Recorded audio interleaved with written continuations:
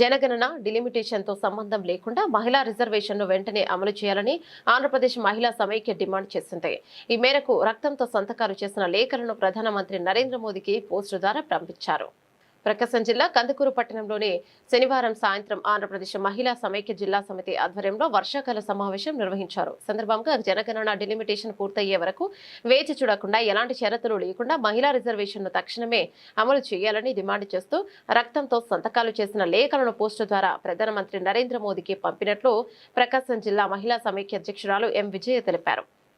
మహిళలకు రాజకీయ ప్రాతినిధ్యం కల్పించే మహిళా రిజర్వేషన్ చట్టాన్ని ఆలస్యం చేయకుండా అమలు చేయాలని ఆమె కేంద్ర ప్రభుత్వాన్ని కోరారు. కార్యక్రమంలో ఆంధ్రప్రదేశ్ మహిళా సమైక్య గౌరవ అధ్యక్షురాలు ఎస్ రామమ్మ, జిల్లా సహాయ కార్యదర్శి ఆర్ లక్ష్మి, కందుకూరు జిల్లా కార్యదర్శి కల్పన, అధ్యక్షురాలు మాధురి, మహిళా కార్యకర్తలు పాల్గొన్నారు. ముందుగా అందరికీ నమస్కారాలు. నా పేరు సుదర్శ రామమ్మ, ఆంధ్రప్రదేశ్ మహిళా సమైక్య జిల్లా గౌరవ అధ్యక్షురాలి. గత 27 సంవత్సరాల నుంచి మహిళా 33% రిజర్వేషన్ బిల్లుని అమలు కానికుండా నీలిమేషాలు లెక్కబెడుతూ పెట్టడాన్ని మేము తీవ్రంగా ఖండిస్తున్నాము.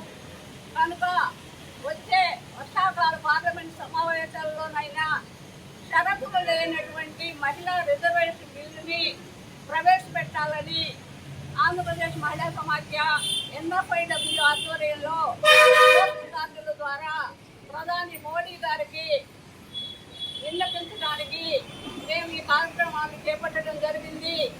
వెంటనే వచ్చే వర్షాకాల పార్లమెంట్ సమావేశాల్లో ఈ బిల్లుని ప్రవేశపెట్టకపోతే వివిధ రకాలలో ఉద్యమాలు చేపట్టడానికి మేము సిద్ధంగా ఉన్నాం కనుక దయచేసి